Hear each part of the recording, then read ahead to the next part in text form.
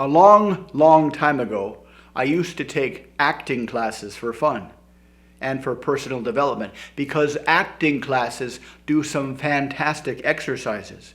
I didn't want to become an actor, but I heard that they are great places to do these fantastic exercises. Do things that will absolutely obliterate your comfort zone because they have you do things like act really goofy in front of other people. And if you can feel comfortable acting really goofy in front of other people, there's no limit to what you can do conversationally or behaviorally out in public. But another cool thing that you learn how to do in acting class is to significantly strengthen your intuition. Because if you're an actor on stage or on film, even though you're saying memorized lines, you need to have the feeling that it's an organically evolving conversation. So you need to play off each other's intuition. And so we did lots of exercises that would improve intuition. So you could improve your intuition. So you could improve how you could read the body language of other people. So you could read the facial expressions of other people. And one particular exercise was pretty cool. They had the target, and the target would leave the room. And then everybody in the class would stand in a big circle, kind of arms lengths apart, and they would face each other, and they would choose a leader. Then the leader in this circle would choose some goofy, repetitive movement, or whatever, and everybody would copy them. And then they would periodically change their movement to something else, and everybody would copy them as they changed. Then the target would walk in, stand in the center of the circle, and look at all the people and try to guess who the leader was. And of course, everybody tried to keep it as secret as possible. And so when it was my turn to come in, I went to the center of the circle and I looked around, and there was one guy that something about him, I don't know what it was. I didn't have time to think about it because I just blurted out, "You!" And he said, "How did you know?" There's this weird period in human history where intuition was extremely important, where if you didn't build a strong intuition, you were at a significant disadvantage. And this was after humans discovered agriculture, but before the big empires, the big cities were built. Because with the big cities came stuff that you wrote down and rules of law and way to enforce the law. But in this kind of weird intermediary period, there wasn't any kind of law code. It was just kind of a free-for-all. So you had to rely on your wits. You had to rely on your intuition. When you communicated with people, you had to be completely connected. You had to be completely open to your intuition, or something very, very bad might happen. There's this fantastic exercise you can do to turn yourself into a human lie detector. It's very, very simple. It takes two people, the detector and the talker, and you go through four different stories. The talker chooses the four stories. Two stories are true, two stories are false, and you alternate true story, false story, true story, false story. And you both know which are true and which are false, but when the talker tells the false story, they try as hard as they can to make it seem like it's a true story. And then you calibrate your intuition to understand the truth and understand the lie. I was listening to this podcast the other day, and this scientist, I think he might have been a physicist, was talking about how there's a growing, not quite consensus, but there's a growing acceptance of a possibility that the entire universe, everything that exists, might be some ginormous neural network, which means the entire universe is some conscious entity, some self-aware thing, whatever you want to call it, the mind of God, infinite intelligence, universal consciousness. And he said it makes sense from a couple of different standpoints. The first is from the idea of emergence. For example, you have a neuron, one single neuron, that isn't self-aware. The neuron can't think, a neuron can't talk, a neuron can't plan what it's going to have for lunch.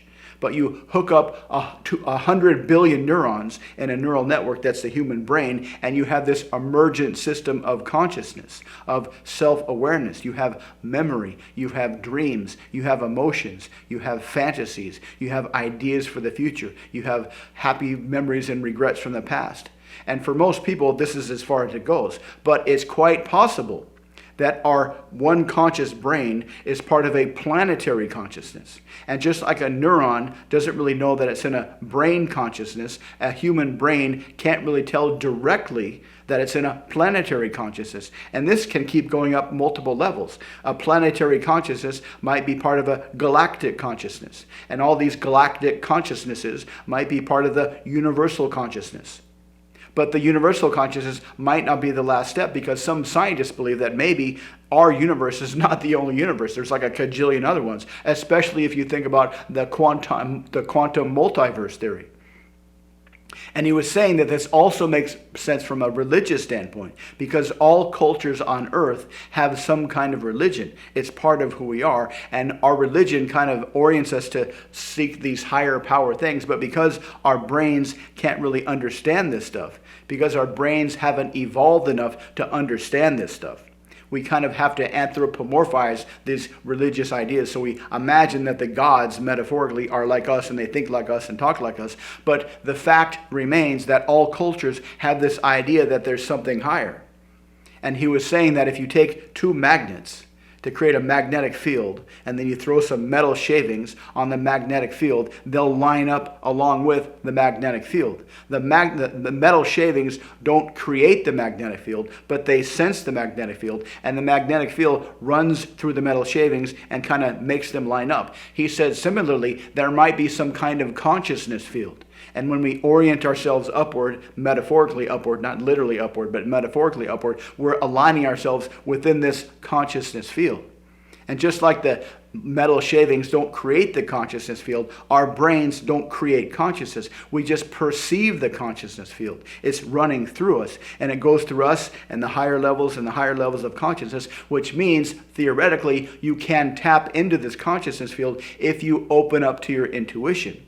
The problem is that since the Industrial Revolution, our intuition has been absolutely clobbered by modernity. And philosophers talk about this, the problems of modernity.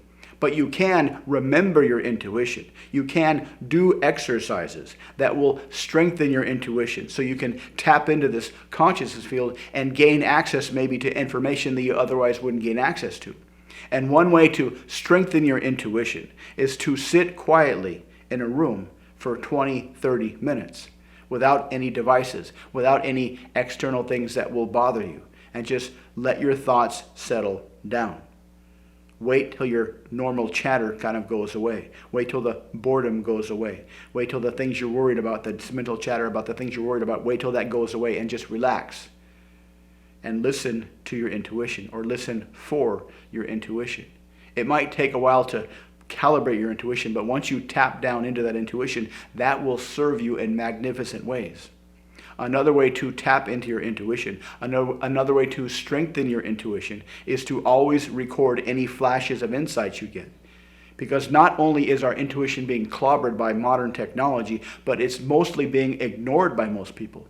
So another way to strengthen your intuition, to open yourself up to your intuition, is to pay attention when it talks to you. Write ideas down. Keep an intuition journal. At the end of the day, write down the thoughts you have, or carry a recorder with you. Record into your phone whenever you get some kind of an insight. And that can help strengthen your intuition, because long before they invented science, long before Aristotle invented logic 2,000 years ago, people intuitively knew the ways of the world. People had a non-scientific approach to understand the way the world worked. And they had all kinds of insights. The ancient peoples had all kinds of insights and knowledge that we may have lost because of modernity.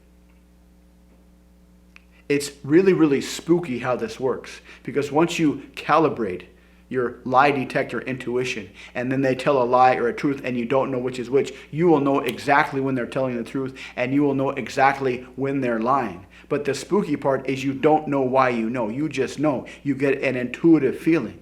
It's not like in the movies where you have an obvious poker tell. When you twitch your left lip, that means you have a straight flush. It's not like that. It's just a feeling you get. And that's what intuition is, an intuitive feeling, a deep subconscious body feeling that you just know something is true. And it's really spooky how carefully this works, or how powerfully this works. So try the lie detector exercise. It's a lot of fun. You can do it both ways, and it will help you detect lies in the real world. I don't know what it was about that guy that made me know it was him. The teacher asked how I knew so quickly, and I came up with some answer in the moment, but I still to this day don't know why. There was just something about him that made me think, that's the guy. And that's the cool thing about expanding your comfort zone and improving your intuition. If you do both these things, if you figure out a way to expand your comfort zone or to destroy your comfort zone and you improve your intuition, you can become a magnificent communicator and understand what's going on beneath the subtext, beneath the lines, between the lines. You can read the air, you can read the room, and because you won't have a comfort zone, you can say things that other people will be afraid to say and get results that nobody else can get. This is what happens when you expand your comfort zone or destroy your comfort zone and you strengthen your intuition. If you want to learn how to do this, check out the links below. If you want to leave a comment, please do so. Thanks for watching. Please like and subscribe, and I'll see you next time.